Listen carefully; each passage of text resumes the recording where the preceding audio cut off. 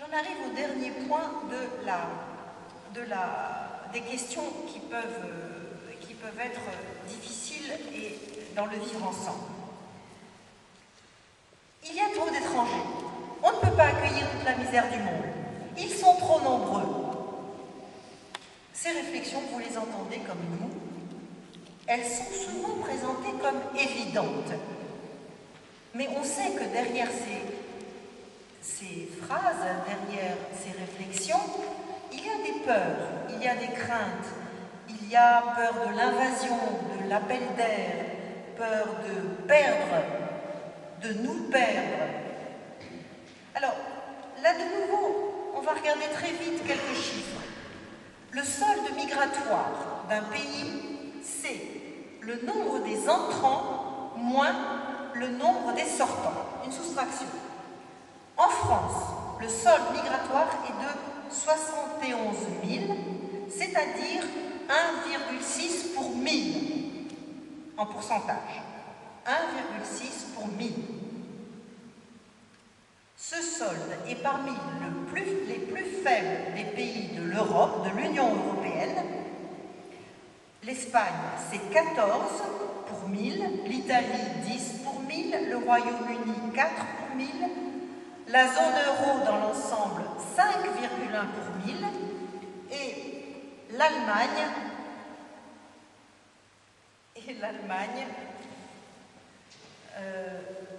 est le seul pays dont le solde migratoire s'approche de celui de la France, mais il est un peu plus élevé. Donc la France a le solde migratoire le plus faible de l'Europe.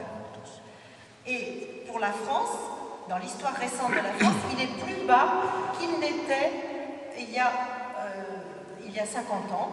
Il était de 3,3 pour 1000 dans les années 60.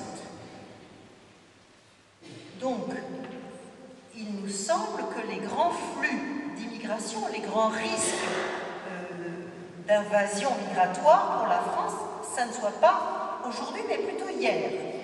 Et c'est un petit peu la thèse de François Héran, le démographe, qui était présent aux Semaines sociales et qui nous a fait, avec des croquis, toute une démonstration pour montrer que, pour la France, le risque migratoire, il était hier, ou alors il est ailleurs aujourd'hui qu'en France. Il est autour, il est plus loin. Et il dit aussi que pour la France, qui est un vieux pays d'immigration, il n'y a pas un risque de trop de migrants, mais il y a une infusion lente. Une infusion lente. Voilà ce qu'il dit. Autre difficulté qu'on met en avant pour le vivre ensemble, ils sont trop différents, ils ne partagent pas nos valeurs. Et là, on a des crispations sur l'islam ou sur les musulmans. J'ai entendu que vous allez avoir une conférence avec Christophe Roucou justement sur la question des musulmans, et ça sera beaucoup plus pertinent que ce que je vais dire. Mais je vais quand même là aussi donner quelques chiffres qui objectivisent un peu la situation. Vous savez qu'en France, on n'a pas de statistiques concernant les religions, les ethnies. En revanche, on a des statistiques de l'INED, l'Institut national des études démographiques, des statistiques sur le nombre de personnes originaires de pays musulmans. Ce n'est pas la même chose que nombre de personnes musulmans, on est bien d'accord. Nombre de personnes originaires de pays musulmans. Selon Michel Tribala de l'INED, il y avait en France en 1995 3,7 millions de personnes originaires de pays musulmans. Aujourd'hui, on sait qu'on a dépassé 4 millions, mais pas plus, originaires de pays musulmans. Dire qu'ils sont tous des musulmans pratiquants et des risques pour l'identité française, c'est un pas qui n'est pas dans les faits. Autre chose, lorsque dans les Semaines sociales, l'anthropologue Dounia Bouzar, Madame Dounia Bouzar, qui est elle-même musulmane, mais enfant d'un couple mixte, un Français et un Algérien, je crois. La maman est française et le père est algérien.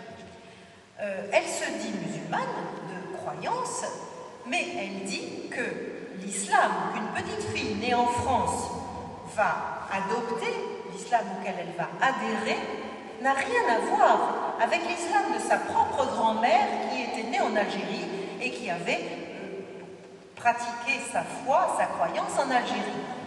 Et donc, elle dit, il y a une intégration de l'islam en France qui touche une grande quantité de musulmans.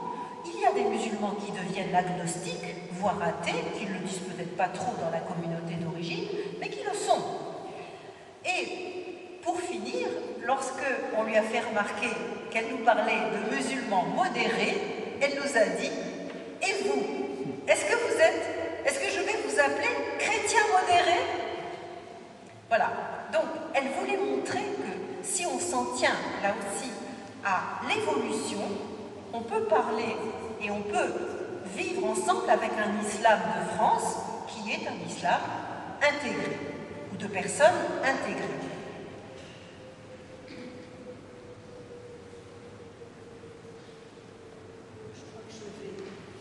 Je vais abréger pour finir.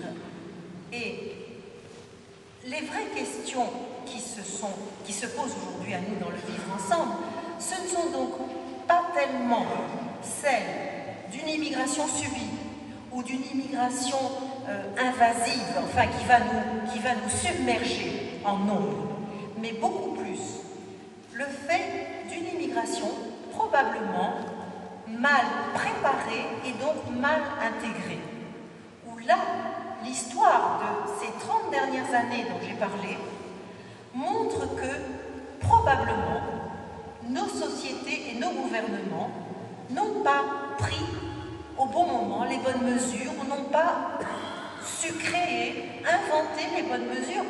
Je ne le dis pas en termes d'accusation, je le dis en termes d'explication et de constat. Où sont les erreurs, par exemple? Par exemple, je ne me pose pas en quelqu'un qui aurait les solutions, mais on voit bien qu'il y a des concentrations géographiques qui posent problème au vivre ensemble. En Île-de-France, un habitant sur 6 est un migrant. En Île-de-France, je peux vous dire que la géographie de Paris, si je vais à la porte de Pantin, à la porte des Lilas, je vais trouver beaucoup plus de personnes d'origine étrangère que si je vais au pont de Sèvres ou à la porte d'Auteuil, où je vais trouver uniquement des Français depuis toujours, des Gaulois, comme me souffle Claude. Donc, il y a une concentration géographique que nous avons laissé faire, pas prévu, mal géré, une mauvaise utilisation de la politique urbaine, également probablement de l'école, malgré tous les mérites de l'école, et je viens de l'école. Je veux dire, je sais ce que c'est qu'un maître dans sa classe qui fait tout ce qu'il peut, mais quand un enfant est complètement perdu et qu'il va être en échec scolaire depuis le cours préparatoire jusqu'à ses 16 ans ou ses 14 ans, bon, et quand ils sont nombreux à être en échec scolaire parce que l'école a essayé de faire une école républicaine, la même pour tous, mais que peut-être ça n'était pas là non plus la vraie bonne solution, même si je respecte l'idéal républicain, est-ce qu'il n'y a pas là quelque chose aussi à regarder? Évidemment, le problème du chômage, qui n'a fait qu'augmenter, qui s'est installé, bon, même si on sait que ces fameux étrangers acceptent de travailler dans des conditions épouvantables, avec des salaires tout à fait, j'allais dire, insuffisants, et que pour certains, ils vont nuire au droit du travail parce qu'ils vont faire baisser les exigences de protection des travailleurs français. Donc il y a toute la question du travail. Et puis il y a les discriminations. On a eu beau créer une HALD, une haute autorité pour la lutte contre les discriminations et l'exclusion, elle n'a qu'un caractère consultatif. et on sait bien que des enfants d'étrangers, même devenus français, nés en France, formés en France, peuvent ne pas trouver de travail alors qu'ils sont diplômés, parce qu'il y a des discriminations à l'embauche, des discriminations au faciès, des discriminations également par l'adresse quelquefois. Donc une trop faible mixité et sociale, et scolaire, et géographique, et dans l'habitat.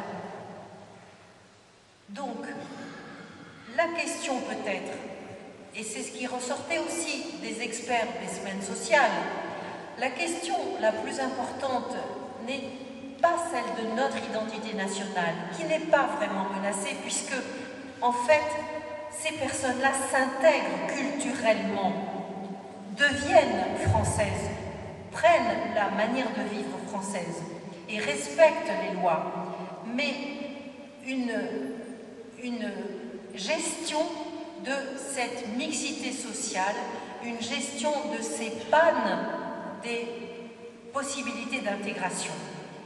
Car, bien sûr, créer du commun, créer du vivre ensemble, c'est toujours les mêmes moyens qui s'offrent à nous. C'est le travail, c'est l'école, c'est la laïcité, mais non pas défensive, mais attractive, interpellatrice, qui donne envie, en s'appuyant sur la culture, de faire bouger, de faire évoluer et de faire entrer dans une logique de dialogue civique tout ce qui est particularité de type culturel ou religieuse. Voilà, je vais m'arrêter là, je vous remercie et je vous laisse... Merci Céline, on va prendre quelques secondes.